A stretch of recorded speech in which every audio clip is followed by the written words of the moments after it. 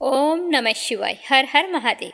आज मार्गशीर्ष माह के शुक्ल पक्ष की अष्टमी तिथि और सोमवार का दिन है। अष्टमी का दिन माँ दुर्गा को समर्पित है और सोमवार का दिन भगवान भोले शंकर को समर्पित है। माता रानी के जो भक्त होते हैं वो मासिक अष्टमी का व्रत रखते हैं, तो मासिक अष्टमी का व्रत आज रखा जाएगा और भोले शंकर की पूजा आराधना मनोकामना पूर्ति के लिए की जाती है। भोले शंकर को खुश करने के लिए हर महीने सोमवार का व्रत भी किया जाता है। कई लोग मासिक शिवरात्रि का व्रत रखते हैं, प्रदोष व्रत रखते हैं। ये सारे व्रत भगवान भोले शंकर और माँ पार्वती को समर्पित हैं। इस दिन भगवान भोले शंकर की सच्चे मन से आराधना करने से शिव गौरी का आशीर्वाद अपने भक्तों पर हमेशा बना रहता है। भगवान भोले शंकर अपने भक्तों को कभी भी उदास और मायूस नहीं होने देते। तो अब अपने सुनेंगे आज की कथा। सबसे पहले एक छोटी सी कहानी गणेश जी भगवान की। प्रेम से बोलो गणेश भगवान की जय हो। एक बार एक नगर में एक मालिन रहती थी। बीमारी के चलते उसके पति की मौत हो चुकी थी। उसके एक 4 साल का बेटा था। वह उसी के सहारे अपना जीवन यापन करती थी। उसकी सास बहुत ही कठोर हृदय वाली थी। हमेशा अपनी बहू को ताने मारती, कहती कलंकनी निर्भाग कहीं की मेरे बेटे को खा गई। वो चाहे कितना भी काम करे, अपनी सासू माँ की सेवा करे, पर उसकी सास के मुख से कभी भी उसके लिए एक प्यार का शब्द भी नहीं निकला। उसे दुखी देखकर उसकी सास को कभी भी दुख नहीं होता। वो कभी नहीं सोचती कि इस उम्र में पति को गंवाने के बाद बेचारी कितनी दुखी रहा करती होगी। इन सब बातों को नज़रअंदाज करते हुए वह हर समय अपनी बहू के साथ लड़ाई करती थी, जितनी हो सके तकलीफ देती थी। फिर भी उसकी बहू सामने बोलकर कुछ नहीं कहती, तो इतने से भी उसकी सास का मन नहीं भरा। एक दिन उसने अपने गुस्से के चलते अपने पोते और बहू को घर से निकाल दिया। दोनों माँ बेटे रोते रोते घर से चल पड़े। चलते चलते एक जंगल में पहुँच गए। वहाँ जाकर एक बड़े से पेड़ के नीचे बैठ गए।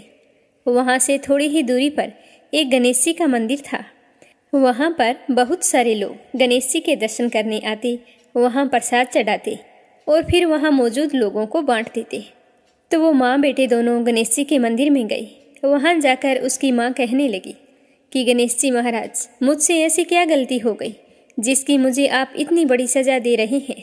पहले मुझसे मेरे पति को छीन लिया और अब मुझे घर से बेघर कर दिया। अब मैं मेरे बेटे के साथ कहाँ जाऊँ, क्या करूँ, कहाँ रहूँ? अब आप ही मुझे कोई रास्ता दिखाएं। आज आपके सिवा हमारे माँ बेटे का कोई नहीं है। फिर माँ बेटे दोनों मंदिर के आगे बैठ गए। जो लोग गणेश जी का प्रसाद वहाँ पर बांटते, उसी प्रसाद को खाकर माँ बेटे अपना गुजारा करने लगे। सुबह शाम दोनों माँ बेटे गणेश जी की पूजा पाठ करते। एक दिन बैठे बैठे गणेश जी की कृपा से उन दोनों के मन में आया कि क्यों ना हम जंगल से फूल लाकर बेचें। यहाँ पर रोजाना लोग आते हैं, अगर हम फूल माला बनाकर बेचेंगे तो यहाँ आने वाले लोग पूजा के लिए फूल जरूर खरीदेंगे। तो इस तरह सोचकर दोनों माँ बेटे सुबह जल्दी जंगल में से फूल लाकर फूल माला बनाकर वहाँ पर बैठ जाते। जब गणेश जी के भक्त वहाँ पर आते तो उससे फूल खरीदते और बदले में उन्हें कुछ रुपए दे देते। तो इस तरह फूल बेचते बेचते कई दिन हो गए। तो कुछ रुपए इकट्ठे हो गए, तो उन्हीं रुपयों से वो पूजा की सामग्री और प्रसाद भी लाकर बेचने लगे। गणेश जी की कृपा से आमदनी बढ़ने लगी। धीरे धीरे उनके पास इतना रुपया इकट्ठा हो गया कि उन्होंने एक मकान बना लिया और पास ही में एक दुकान बना ली। अब उस दुकान के अंदर पूजा की सारी सामग्री, मिठाइयाँ, फूल, दुर्वा घास गणेश भक्तों के लिए हर समय मौजूद होता। तो सुविधा के लिए सारे लोग वहीं पर आकर उन्हीं की दुकान से सारा सामान खरीदते। तो वहाँ पर एक राजा की लड़की थी जो रोजाना मंदिर में पूजा करने आती थी और मालिन की दुकान से ही सामान खरीदती थी। तो मालिन के बेटे को देखकर राजकुमारी उस पर मोहित हो गई और उससे विवाह करने की सोचने लगी। एक दिन उसने अपनी भाभी से अपने मन की बात कही। तो भाभी अनुभवी थी। उसने कहा कि ननंद बाईसा, यह तो मालिन का बेटा है और तुम एक राजा की बेटी हो। अगर तुम्हारा विवाह इस मालिन के बेटे के साथ किया गया तो इससे हमारी बड़ी बदनामी होगी। पर राजकुमारी नहीं मानी। तो उसकी भाभी ने राजकुमारी की माँ यानी कि अपनी सास से यह बात कही कि हमारी बेटी मालिन के बेटे से प्यार करती है और उसी से शादी करना चाहती है। तो उसकी माँ और पिताजी ने उसे बहुत समझाया, पर वो कहने लगी कि मैंने तो प्रतिज्ञा कर ली है, अगर मैं शादी करूँगी तो उसी से करूँगी। नहीं तो मैं शादी नहीं करूँगी। तो राजा कहने लगा कि बेटा, जब तुमने प्रतिज्ञा कर ली है तो मैं तुम्हारी प्रतिज्ञा को कभी नहीं तोड़ूंगा। तो राजा खुशी खुशी अपनी बेटी का विवाह करने के लिए तैयार हो गई और उन्होंने बड़े धूमधाम से अपनी बेटी का विवाह मालिन के बेटे के साथ कर दिया। मालिन ने सबसे पहले बेटे बहू को गणेश जी के मंदिर में ले जाकर पूजा पाठ करवाया और गणेश जी का आशीर्वाद दिलवाया। उसके बाद पूरे नगर में यह बात फैल गई कि गणेश जी की पूजा करने से सारे दुख दर्द दूर हो जाते हैं। ये माँ बेटे यहाँ पर आए थे तो बिल्कुल ही गरीब थे। इनके पास खाने के लिए अनाज और पहनने के लिए कपड़े भी नहीं थे। और देखो, गणेश जी की कृपा से इनके पास कितना धन हो गया है। और आज इस लड़के की शादी राजकुमार की बेटी के साथ हो गई है। तो सारे गांव वाले उसी गणेश मंदिर पर पूजा करने के लिए आने लगे और उन्हीं की दुकान से सामान खरीदते। तो ऐसा करने से मालिन के बेटे का काम दिन दुगना रात चौगुना तरक्की करने लगा। और उधर जिस दिन से मालिन की सास ने उन माँ बेटे को घर से निकाला था, उसी दिन से उसके अन्नदाता रूठ गए थे। उसके घर में घाटा लगने लगा और सारा सामान बिक गया। धीरे धीरे वह समय भी आ गया जब उस बुढ़िया को एक समय का भोजन भी नसीब नहीं होता था। उसे भूखा मरता देखकर गांव के लोग उस पर बिल्कुल भी दया नहीं दिखाते थे। कहते थे कि अपनी बेचारी विधवा बहू को किस तरह से लड़ाई करके इसने घर से बाहर निकाल दिया है, तो अपनी करनी का फल भुगत रही है। वो तो बेचारी आज ना जाने कहाँ होगी। पहले तो भगवान ने उससे उसका पति छीन लिया और फिर एकमात्र घर का सहारा था जो इस बुढ़िया ने छीन लिया। तो यह सुनकर बुढ़िया को अपने किए पर बहुत ही पछतावा होता और गांव वालों की बेरुखी देखकर एक दिन वो रोती बिलखती गांव छोड़कर निकल गई और चलते चलते उसी जंगल में पहुंच गई जहां गणेश जी का मंदिर था।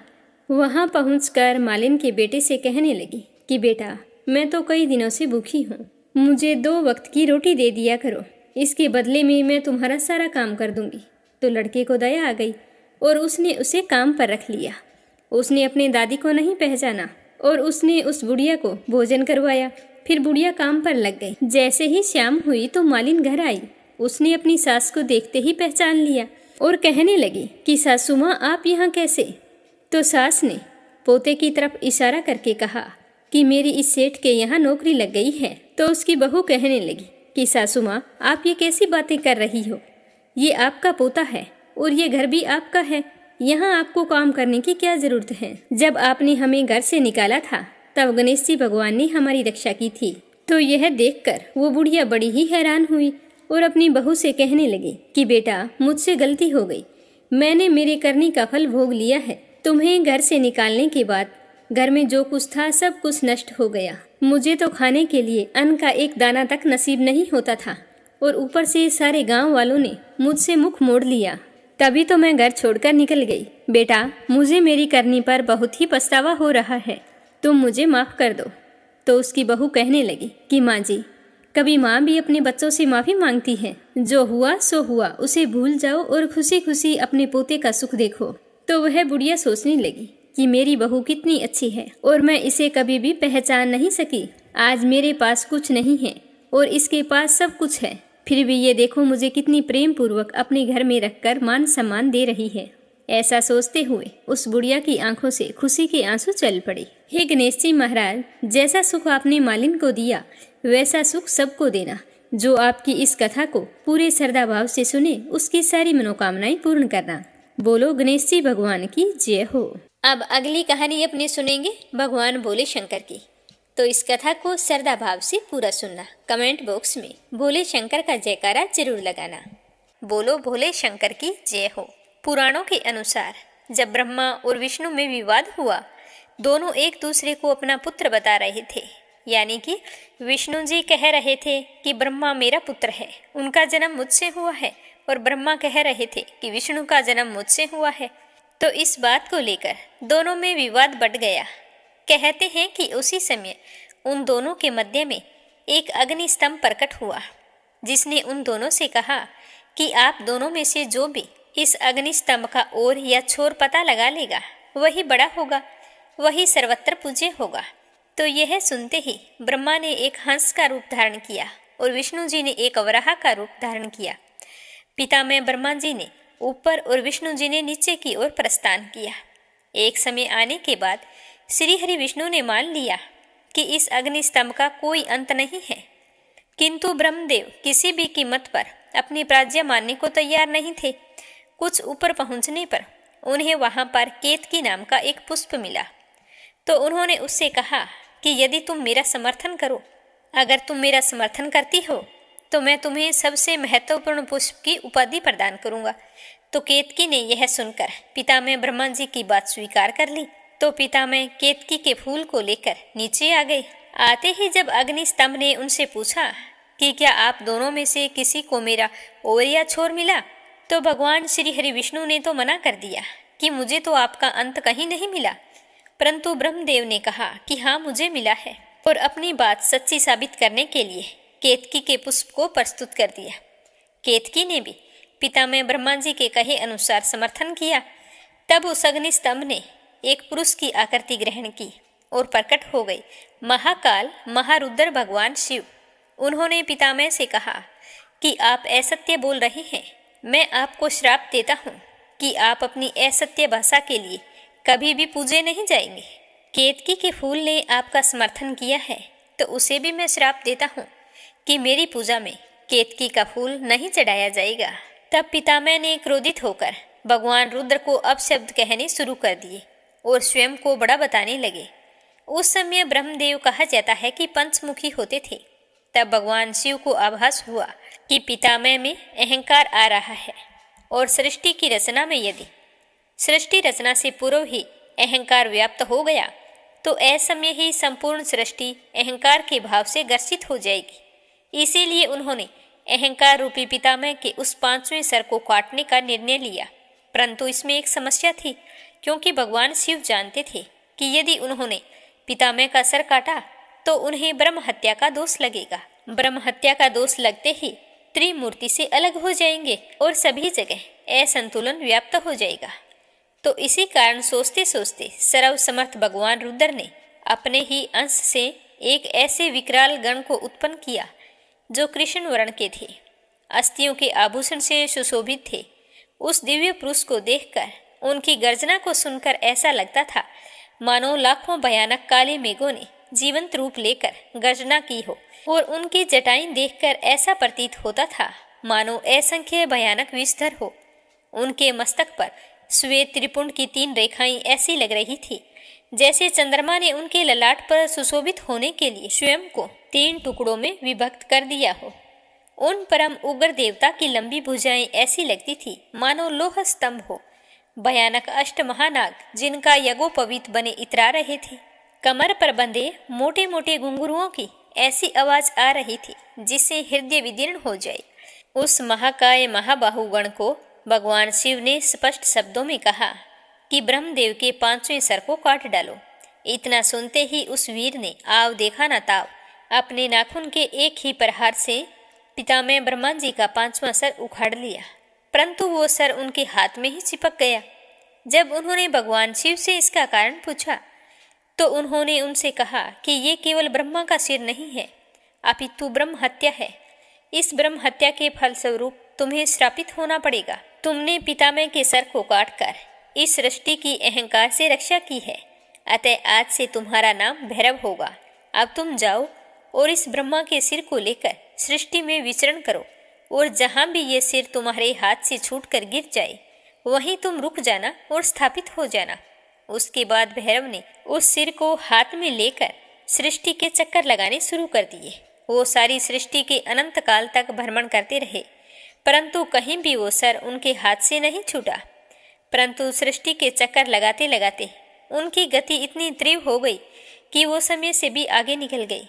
जब भगवान नारायण के कर्ण कुंडल गिरे और काशी नगरी स्थापित हुई, तब वहां पर भगवान भैरव के हाथ से पितामह ब्रह्मदेव का वो सर छूटकर गिर गया। तब भगवान भैरव वहीं पर रुक गए। तब वहां पर भगवान शिव प्रकट हुए। उन्होंने उनसे कहा कि ये मेरी प्रिय काशी नगरी है और आज से तुम इसके संरक्षक के रूप में यहाँ स्थापित हो, परंतु तुम्हें इस काशी नगरी में केवल पैर के एक अंगूठे के बराबर ही स्थान मिलेगा और तुम्हें इसी ब्रह्म कपाल में भोजन करना होगा। तुम अपनी तीव्र गति के कारण समय से आगे चले गए थे, अर्थात तुमने काल चक्कर पर भी विजय प्राप्त की है, अतः तुम काल भैरव के नाम से जाने जाओगे। तुम काशी, काशी की पवित्रता और काशी के भक्तों की रक्षा करोगे। ध्यान रहे कि काशी में मरने वाले को यम स्पर्श ना करे। तब बाबा भैरव ने महादेव से पूछा कि इससे तो पापी कर्म के दंड से निर्भीक हो जाएंगे। तब महादेव ने कहा कि यहाँ मृत्यु प्राप्त करने वालों को यमराज तो दंड नहीं दे पाएंगे, परंतु तुम उन्हें दंड दोगे। बिना काल यातना प्राप्त किए कोई भी जीवात्मा ये काशी नगरी नहीं छोड़ेगी। जिस जगह पर वो अग्नि स्तंभ प्रकट हुआ था, वो जगह आज के समय अरुणाचल प्रदेश में स्थित है, और जिस समय पिता में ब्रह्मा जी का कपाल छूटा था, वो जगह आज के समय में वाराणसी में स्थित है, जिसे कपाल मोचन कहा जाता है। बोलो भोले शंकर की जय हो। अब अपने सुनते हैं भगवान श्री कृष्ण के परम भक्त श्री हरिपाल नामक एक ब्राह्मण की कथा। तो प्रेम से बोलो कान्हा जी की जय हो। श्री हरिपाल नाम का एक ब्राह्मण रहता था। वह जन्म से ही भगवान श्री कृष्ण की पूजा उपासना में लीन रहता था। श्री हरिपाल एक गृहस्थ भी थे और भगत भी थे। इन्होंने श्री द्वारकाधीश भगवान की उपासना में मगन रहने वाले एक संत को अपने सदगुरुदेव भगवान के रूप में वर्ण किया था। श्री गुरुदेव जी महाराज श्री हरिपाल जी के घर में आया जाया करते थे। एक दिन हरिपाल जी ने गुरुदेव जी से जिज्ञासा प्रकट की कि भगवान, इस संसार में घर द्वार में हम फंसे पड़े हैं। घर गृहस्थी के जंजाल से मुक्त होकर भगवान के मुखार बिंद को प्राप्त करना अत्यंत कठिन है। यहीं रहते हुए भगवान को प्राप्त करने का सबसे सरल उपाय बताइए, आपकी अति कृपा होगी। तो श्री गुरुदेव भगवान ने कहा कि हम तुम्हें ऐसा ही सरल उपाय बताएंगे कि एक दिन अवश्य भगवान आकर तुमसे मिलेंगे। श्री गुरुदेव जी ने कहा कि तुम साधु संतों के चरणों में श्रद्धा रखकर उनकी खूब सेवा किया करो। तुमने अगर जीवन में एक नियम का निर्वाह कर लिया तो भगवत प्राप्ति निश्चित है। सतत नाम जपते हुए रोज किसी न किसी संत को श्रद्धा से भोजन कराया करो। भगवान संतों के पीछे चलते हैं। भगवान अपने भक्तों के समीप छाया की तरह चलते हैं और गुप्त रूप से अपने भक्तों का मार्गदर्शन करते रहते हैं। अगर तुमने संतों को रिझा लिया तो भगवान भी रिझ जाएंगे। तो हरिपाल ने कहा कि गुरुदेव, हम रोज संतों को कहाँ से ढूंढ कर लाएंगे? तो गुरुदेव जी ने कहा कि चिंता मत करो, तुम्हारे द्वार पर भगवान की कृपा से स्वयं ही संत आ जाएंगे। उस दिन से हरिपाल जी संतों की सेवा करने लग गए। साधु संतों से उनको बड़ा ही प्रेम हो गया। पहले श्री हरिपाल जी के पास बहुत धन हुआ करता था। संतों की बहुत सेवा करते थे। जो भी संत उनके घर आते वह बड़े ही प्रसन्न होकर लौटते थे। सब संत भ्रमण करते हुए अन्य संतों को भी बताते कि हरिपाल नाम का एक धर्मात्मा रहता है। वह खूब सेवा करता है, खूब आवभगत करता है। एक बार हरिपाल के द्वार पर अवश्य जाकर देखना कि कैसे निष्काम सेवा करते हैं, किस तरह संतों के चरणों में श्रद्धा रखते हैं। तो यह बात सुनकर बहुत सारे संत हरिपाल के घर आने लगे। धीरे धीरे हरिपाल जी के घर संतों का आना जाना बढ़ गया। अब तो इतने संत आते थे कि अब हरिपाल को घर से बाहर जाने का समय भी नहीं मिलता था। बाहर जाना बंद हो गया, धन कमाने जा नहीं सकते थे। धीरे धीरे जितना भी धन था वह सारा संतों की सेवा में लुटा दिया। जब हरिपाल के घर में कुछ भी नहीं बचा, तब उन्होंने बाजार से कर्ज ले लेकर कई हजार रुपयों की सामग्री साधुओं को खिला दी। तो हरिपाल की संत सेवा के बारे में हर जगह चर्चा थी, अतः हर दुकान वाला उन्हें कर्ज दे देता था।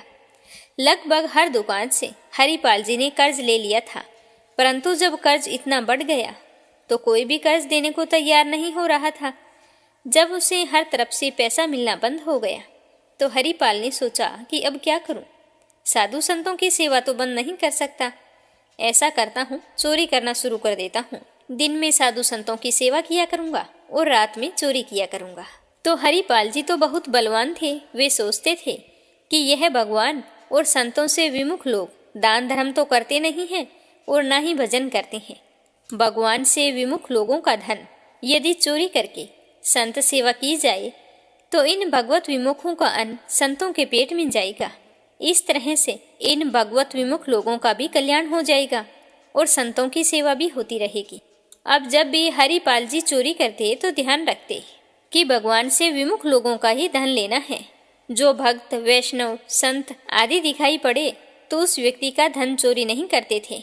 वो हर आदमी के रहन सहन का तौर तरीका देख लेते थे कि भगवान का भक्त होगा तो तिलक जरूर लगाता होगा। यह सब कुछ दिन में ही देख लेते और फिर रात में चोरी करते।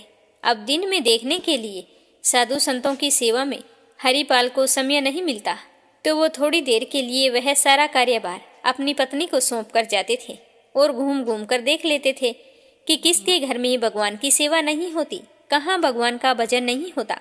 फिर रात में वहां जाकर उसी घर पर चोरी करते थे। एक दिन बाहर जाकर सोचने लगे कि आज किसके घर में चोरी करनी चाहिए। तभी उन्हें एक वेश्या का घर दिखाई पड़ा। हरिपाल जी ने वहां जाकर देखा कि उस वेश्या ने ना कोई कंठी तिलक धारण किया है, ना घर में कोई जप कीर्तन हो रहा है। तो हरिपाल जी ने सोचा कि आज रात इसी के घर में चोरी करूंगा। इस तरह सोचकर वो घर आ गए। जैसे ही रात हुई तो हरिपाल जी चुपचाप उस व्यापारी के घर चोरी करने के लिए चले गए। घर में घुसकर चोरी करने लगे तो वह व्यापारी तो गुप्त रूप से भजन करता था। संतों में उसकी बहुत श्रद्धा भावना थी, वैष्णव वेश में उसकी श्रद्धा थी, परंतु वह बाहरी रूप से तिलक कंठी धारण नहीं करता था। वो ये भी जानता था कि हरिपाल जी संतों की सेवा के निमित्त चोरी करते हैं, परंतु कंजूस होने की वजह से हरिपाल जी की सहायता नहीं कर पाया। उसे सब कुछ पता था कि हरिपाल जी के पास साधु संतों की सेवा करने के लिए कुछ नहीं है, तो वो सेवा के चलते उन्हें चोरी करनी पड़ती है। पर वो तो अपनी कंजूसी के आगे मजबूर था। हरिपाल जी जब रात्रि में उसके घर में चोरी कर रहे थे तो थोड़ी सी आवाज हो गई, तो व्यापारी की बेटी नींद से जाग गई और जल्दी जल्दी अपने पिताजी को उठाया और कहने लगी कि पिताजी, मुझे लगता है कि घर में कोई चोर घुस आया है। तो यह सुनकर हरिपाल जी तो एक जगह पर छुप गए। तो व्यापारी अपनी बेटी से कहने लगा कि शांत रहो बेटी, शांत रहो, तुम बिल्कुल भी आवाज मत करो।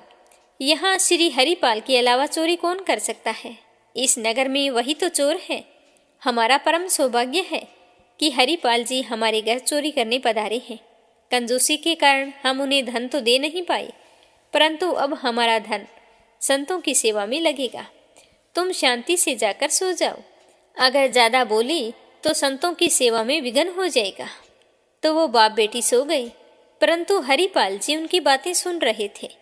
तो हरिपाल जी जोर जोर से रोने लगे और पश्चाताप करने लगे कि यह व्यापारी संतों में कैसा भाव रखता है, गुपचुप पूजा करता है। तो अब हमें भी घर घर चोरी नहीं करनी चाहिए, क्योंकि मुझे तो पता नहीं है कि कौन भगवान का सच्चा भक्त है। क्योंकि कोई दिखावा करके पूजा पाठ करते हैं, कोई गुप्त तौर तरीके से पूजा करते हैं। तो आज हमें यहाँ से चोरी करने का अपराध तो हमें ही लगेगा। ये तो कृष्ण कन्हैया के परम भक्त हैं। तो यह सोचकर हरिपाल जी के मन में बहुत ही ग्लानि हुई और उन्होंने निश्चय किया कि आज के बाद रात्रि के समय किसी के घर चोरी नहीं करूंगा।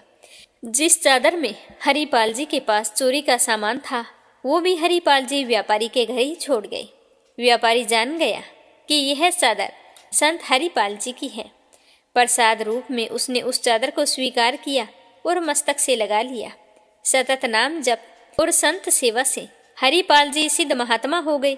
जैसे ही वह व्यापारी चादर अपने मस्तक से लगाई तो उसके शरीर में एक आनंद की लहर सी दौड़ गई।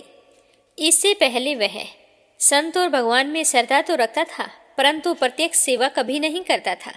उसकी बुद्धि ऐसी निर्मल हो गई कि वह भी संतों की सेवा में लग गया। और उधर हरिपाल जी चोरी छोड़कर जो भगवान की भक्ति नहीं करते थे, उन्हें पहचान कर लूटपाट करने लगे। एक भाला लेकर जंगल वाले रास्ते पर खड़े हो जाते। हरिपाल जी बड़े बलवान संत थे।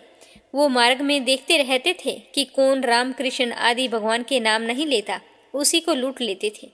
एक दिन कुछ लोग उस रास्ते से जा रहे थे, तो हरिपाल ने उनके गले पर भाला रख दिया और कहा कि जितना धन है सारा मुझे दे दो। तो उनमें से एक व्यक्ति डर गया। उसके मुख से निकल गया कि हे द्वारिकाधीश, हे बांके बिहारी, हे श्री कृष्ण भगवान। तो जैसे ही ये नाम हरिपाल ने सुने तो वो तो पीछे हट गए और उन्हें छोड़ दिया। उन लोगों ने सब तरफ यह प्रचार कर दिया कि जंगल के रास्ते से जाने वाले सभी भगवान का नाम गाते हुए जाएं, उन्हें हरिपाल जी से कोई खतरा नहीं होगा। तब उस रास्ते से लोग आने जाने लगे और सारे लोग सीताराम, राधे श्याम, राधे कृष्णा कृष्णा कृष्णा बांके बिहारी की जय हो इस तरह बोलते हुए जाने लगे। अब हरिपाल जी की लूटपाट पूरी तरह से बंद हो गई।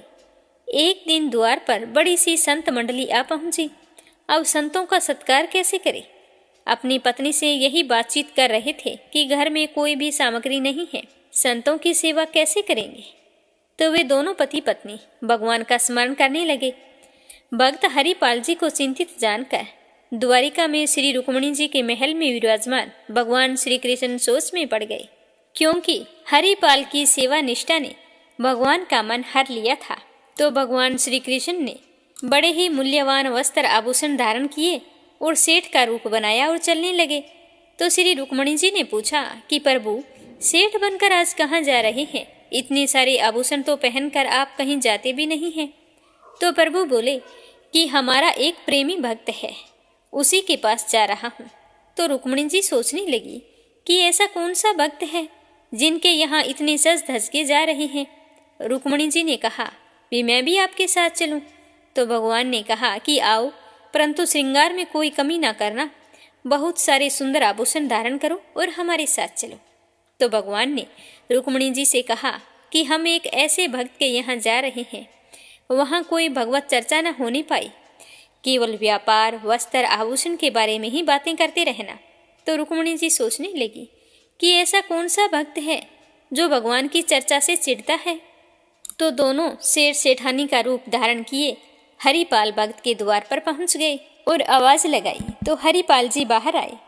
तो हरिपाल जी से कहने लगे कि हम अमुक गांव जा रहे थे, मार्ग में अकेले जाने से अनेक संकट है, यदि हमें कोई पहुंचा दे तो हम उसे मजदूरी के रुपए देंगे। तो भक्त हरिपाल जी ने कहा कि संत लोग द्वार पर रुके हुए हैं, मजदूरी के रुपए पहले दे दो। तो सेठ के रूप में आए भगवान ने पहले रुपए दे दिए। तो उन रुपयों को लेकर उसने सेठ जी का धन्यवाद किया और फिर अंदर जाकर अपनी पत्नी को रुपए दिए और कहा कि तुम इन रुपयों से संतों की सेवा करना, मैं इन सेठ सेठानी को पहुंचाकर अभी आता हूँ। जंगल में जाकर सेठ के पास बहुत सारा धन देखकर श्री हरिपाल जी मन ही मन अति प्रसन्न हुए। फिर सेठ और सेठानी को बड़े ध्यान से देखा कि उनके गले में माला और मस्तक में तिलक नहीं है। ये वैष्णवों का सा आचार नाम उच्चारण आदि भी नहीं कर रहे हैं। इनके शरीर पर इतने मूल्यवान आभूषण हैं, तो घर में ना जाने कितना ही सोना चांदी होगा, कितने ही भंडार भरे होंगे। अगर मैं इनसे छीन लेता हूँ तो इन्हें तो कोई हानि नहीं होगी, क्योंकि ये भगवान के भक्त नहीं हैं। जब से मैं इन दोनों से मिला हूँ, ये तो केवल व्यापार की ही बातें कर रहे हैं। तो एक स्थान पर रुककर हरिपाल जी दोनों से कहने लगे कि तुम्हारे पास जितना सामान है सब साधु संतों के निमित्त न्यौछावर कर अपने शरीर से उतार दो। तो हरिपाल की बात सुनकर सेठ सेठानी के भेष में आए श्री कृष्ण और रुक्मिणी ने अपना सब कुछ उतार कर वहां रख दिया। लेकिन रुक्मिणी जी की अंगुली में एक छल्ला था, वह उनसे नहीं निकला। तब हरिपाल जी अंगुली मरोड़कर उसे निकालने लगे। तब वे बोले कि अरे तुम तो बड़ा कठोर है, मेरी अंगुली टूट जाएगी, इस छल्ले को छोड़ दे। तो हरिपाल जी कहने लगे कि कैसे छोड़ दूं, इससे तो कई संतों का भोजन हो जाएगा। इस साधु सेवा निष्ठा की बात सुनकर भगवान ने सेठ का रूप त्याग दिया और श्याम सुंदर स्वरूप धारण करके अपने भक्त को दिखाया। हरिपाल जी के गुरुदेव की वाणी सत्य हो गई। तभी भगवान श्री कृष्ण कहने लगे कि भक्तों में श्रेष्ठ तुम ही हो। ऐसा कहकर उन्होंने हरिपाल जी को अपने हृदय से लगा लिया। कहते हैं कि जब कोई भक्त जीवन में कोई नियम ले लेता है तो उस नियम की दृढ़ता से परीक्षा अवश्य होती है। यदि वह उस नियम का किसी भी परिस्थिति में त्याग ना करे तो भगवान की प्राप्ति अवश्य होती है। गुरुदेव जी के द्वारा दिया हुआ यह नियम हरिपाल जी ने कभी नहीं छोड़ा। कैसा भी दुख आया परंतु उन्होंने संतों की सेवा जरूर की। तो उसकी सेवा से प्रसन्न होकर भगवान श्री कृष्ण ने अपने प्यारे भक्त हरिपाल को साक्षात दर्शन दिए और फिर आशीर्वाद दिया कि आज के बाद तुम्हारे पास अपार धन दौलत रहेगी, तुम जैसे चाहो संतों की सेवा कर सकते हो। मेरा आशीर्वाद है कि तुम हमेशा खुश रहोगे। तो भगवान श्री कृष्ण के आशीर्वाद से हरिपाल के घर एक सुंदर से बालक ने जन्म लिया और उनके घर में अन्न धन की कोई कमी नहीं रही। फिर दोनों पति पत्नी जिस तरह पहले संत सेवा करते थे वैसे ही करते रहे। दीर्घ काल तक अपने जीवन के समस्त सुखों को भोग कर अंत में मोक्ष धाम को गए। बोलो श्री कृष्ण भगवान की जय हो। अब अपने सुनते हैं कबीर दास जी की आगे की कहानी। जब भगवान श्री राम ने कबीर दास जी को बेहिसाब संपत्ति प्रदान की तो कबीर दास जी ने वह सारी संपत्ति काशी के गरीबों को लुटा दी। अब कबीर दास जी के पास उस संपत्ति में से कुछ नहीं बचा था। जब काशी के पंडे पुजारियों को यह बात पता चली कि कबीर दास जी ने दोनों हाथों से गरीबों को धन लुटाया है तो वे सारे इकट्ठे होकर कबीर दास जी के पास पहुँचे। कबीर दास जी ने उन्हें देखा कि काशी के ब्राह्मण लोग आए हैं तो उन सबको प्रणाम किया। तब पुजारी जी बोले कि कबीर दास जी, सुना है कि आप बहुत धनवान हो गए हैं और गरीबों को बहुत सारा दान दे रहे हैं। क्या आपने काशी के ब्राह्मणों को दान का अधिकारी नहीं समझा? हम कोई भी चीज का दान करें उस पर सबसे पहला हक ब्राह्मण का होता है। आपने ना जाने किस किस जाति के लोगों को दान दिया है, परंतु हम ब्राह्मणों को कोई दान नहीं दिया। तो कबीर दास जी बोले कि मैं तो एक गरीब जुलाहा हूँ, मेरे पास इतना धन कहाँ, परंतु मेरे रघुनंदन जी बहुत ही धनवान हैं। यह सब उन्हीं की कृपा है। रघुनाथ जी ने कृपा करके मुझे इतनी संपत्ति प्रदान की और मैंने उनकी ही प्रसन्नता के लिए वो सारी संपत्ति उन्हीं के लोगों में बांट दी। मैंने दान करते समय किसी की जाति नहीं पूछी। मेरे लिए तो सभी लोग एक समान हैं, क्योंकि साधु की जाति को पूछना एक अपराध होता है। मैं तो यह मानता हूँ कि जात पात पूछे नहीं कोई, हरि को बजे सो हरि का होई। तो ब्राह्मण कहने लगे कि यह तो बहुत अच्छी बात है। अब आपने जिस प्रकार सभी को दान दिया है उसी प्रकार हम ब्राह्मणों को भी दान दीजिए। कबीर दास जी कहने लगे कि मैं आपको दान अवश्य देता, परंतु मैंने तो अपनी सारी संपत्ति गरीबों में दान कर दी है। अब मेरे पास कुछ भी नहीं है। आप चाहें तो मेरे घर के भीतर जाकर देख सकते हैं। तो ब्राह्मण कहने लगे कि हम कुछ नहीं जानते। आपने जिस प्रकार अन्य लोगों को दान दिया है उसी प्रकार आपको हमें भी दान देना होगा, नहीं तो हम यहीं पर बैठ जाएंगे, अन्न जल कुछ भी ग्रहण नहीं करेंगे, ना ही आपको कहीं जाने देंगे। तो कबीर दास जी ने ब्राह्मणों को बहुत समझाया कि अब मेरे पास धन नहीं है, परंतु वे ब्राह्मण नहीं माने और कबीर दास जी के घर के आगे बैठ गए। तो कबीर दास जी सोचने लगे कि इन्हें किसी न किसी तरह यहाँ से खड़ा करना होगा। तो उनसे पीछा छुड़ाने के लिए ब्राह्मणों के पास गए और कहने लगे कि ठीक है, मैं आप लोगों को भी धन दूंगा। धन लाने के लिए मुझे पुनः उन्हीं केशव बंजारा के पास जाना होगा जिन्होंने मुझे पहले धन दिया था। मैं यहाँ से जाऊँगा तभी तो कुछ लाऊंगा, इसीलिए आप लोग मुझे यहाँ से जाने दीजिए। तो ब्राह्मणों ने सोचा कि यह बात तो ठीक है, ये यहाँ से जाएंगे तभी कुछ लेकर आएंगे, हमें इनके घर में कुछ भी दिखाई नहीं देता, वरना कबीर दास जी ऐसे नहीं है कि अपने घर आए को खाली हाथ लौटा दें। यह सोचकर उन्होंने कबीर दास जी को घर से जाने दिया और वहीं बैठे कबीर दास जी की प्रतीक्षा करने लगे। कबीर दास जी को उन ब्राह्मणों से पीछा छुड़ाने का अच्छा अवसर प्राप्त हो गया। कबीर जी वहां से निकलकर पुनः गंगा किनारे स्थित जंगल में और अधिक गहराई में जाकर छिप गए। कबीर जी ने सोचा कि मेरे पास तो इन ब्राह्मणों को देने के लिए कुछ नहीं है, राम जी सबको देते हैं सो इन्हें भी दे देंगे। यह सोचकर कबीर दास जी उस एकांत स्थान में बैठकर राम का नाम जपने लगे। कबीर जी जंगल में राम नाम जप रहे थे और उनके घर के बाहर बैठे ब्राह्मण कबीर जी का इंतजार कर रहे थे। सुबह से शाम हो गई, परंतु कबीर दास जी घर नहीं आए।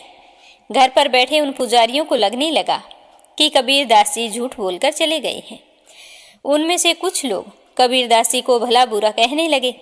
अब साकेत धाम में भगवान श्री राम पुनः कबीर दास जी के लिए चिंतित हो गए। भगवान सोचने लगे कि अगर कबीर दास जी की मदद नहीं की गई तो ब्राह्मणों को दिलाया गया भरोसा झूठा हो जाएगा, काशी में कबीर की बहुत बदनामी होगी। इसीलिए भगवान श्री राम इस बार स्वयं कबीर का रूप बनाकर आए। इस बार भगवान 1000 बैलगाड़ियों पर सामान लदकर लाए थे। तो ब्राह्मणों ने भगवान श्री राम को दूर से ही कबीर दास जी के भेष में आते हुए देख लिया। उन्होंने देखा कि कबीर दास जी इस बार हजारों बैलगाड़ियों पर कीमती सामान लाद कर ला रहे हैं। तो कबीर दास जी को आता देखकर ब्राह्मणों ने दूर से ही कबीर दास जी की जय जयकार करनी शुरू कर दी। घर पहुंचकर कबीर दास जी के भेष में आए भगवान श्री राम ने सभी ब्राह्मणों को प्रणाम किया और ब्राह्मणों ने भी कबीरदास जी को खूब आशीर्वाद दिया।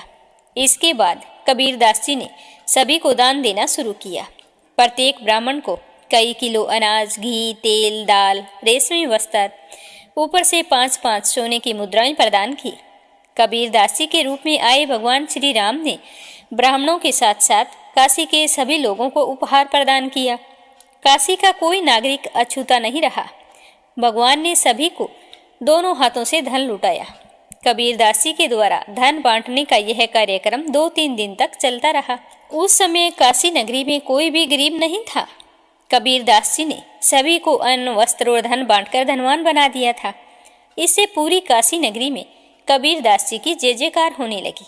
अब भगवान श्री राम ने सोचा कि सभी ब्राह्मणों को दान दिया जा चुका है और कबीर तो वहां वन में अकेला बैठा है और पता नहीं इन ब्राह्मणों के डर से कितने दिनों तक वहां पर भूखा प्यासा बैठा रहेगा। इसीलिए अब कबीर को वापस बुला लेना चाहिए। यह विचार करके भगवान ने एक ब्राह्मण का भेष बनाया और उस स्थान की ओर चल पड़े जहां कबीरदास जी छिपकर बैठे थे। उधर वन में कबीरदास जी ने अपनी तरफ एक ब्राह्मण आता हुआ देखा तो सोचने लगे कि यह ब्राह्मण जरूर मेरी खोज करने के लिए आ रहा है। तो कबीरदास जी ने स्वयं को और अधिक घनी झाड़ियों में छुपा लिया। किंतु ब्राह्मण के रूप में आए भगवान को सब कुछ पता था कि कबीरदास जी कहाँ पर छिपे हुए हैं।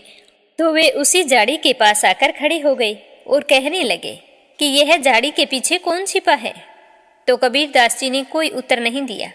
भगवान कहने लगे कि यहाँ छिपकर क्या कर रहे हो भैया, तुम जाओ कबीरदास जी के घर पर जाओ, देखो वहाँ कबीरदास जी सभी लोगों को अन्न, वस्त्र और 5-5 सोने की मुद्राएं बांट रहे हैं, तुम भी जाकर ले लो, मैं तो यही कहने आया था। यह कहकर भगवान आगे चले गए। कबीरदास जी सोचने लगे कि यह ब्राह्मण क्या कह रहे हैं, मैं यहाँ पर बैठा हूँ, फिर मेरे घर पर यह सामग्री कौन बांट रहा है, क्या यह ब्राह्मण सच बोल रहा है। कबीरदास जी सोचने लगे कि अब तो घर चलकर देखना ही पड़ेगा कि वहाँ पर क्या हो रहा है। यह विचार करके कबीरदास जी उन झाड़ियों में से निकलकर अपने घर की तरफ चल पड़े। कबीरदास जी गमछे से अपना मुंह को छिपाए हुए मार्ग में बढ़ते हुए जा रहे थे। मार्ग में उन्होंने देखा कि सब तरफ कबीरदास जी के ही चर्चे हो रहे हैं, सभी लोग उनकी तारीफ कर रहे हैं। यह सब सुनकर कबीरदास जी को बहुत ही आश्चर्य हुआ। कबीरदास जी अपने घर पहुँचे। घर पहुँचने पर कबीरदास जी की माँ बोली कि बेटा तुम सुबह से कहाँ चला गया था। तो कबीरदास जी बोले कि माँ मैं तो सुबह से नहीं 3 दिनों से घर आया हूँ। तो माँ कहने लगी कि बेटा क्यों मजाक करता है, पिछले 3 दिनों से तू घर पर ही था और आज सुबह ही गया था और अब आया है, पूरे नगर वासियों को अन्न धन बांट रहा था।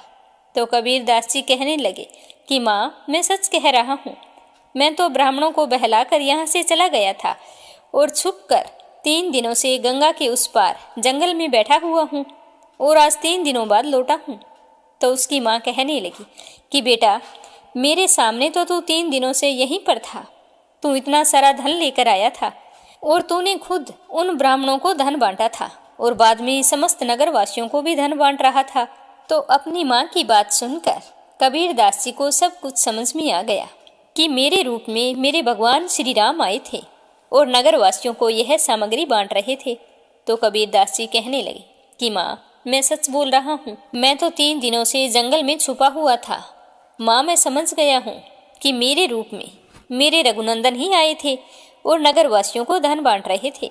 फिर कबीरदास जी कहने लगे कि माँ मैं कितना अभागा हूँ, मेरे रघुनंदन मेरे पीछे से हमारे घर पर आए और मुझे उनके दर्शन भी नहीं हुए और मेरे ही कारण मेरे रघुनंदन को कितना कष्ट उठाना पड़ता है। यह कहकर कबीरदास जी फूट फूट कर रोने लगे। अब पूरी काशी की नगरी में कबीरदास जी की एक संत के रूप में प्रतिष्ठा हो गई।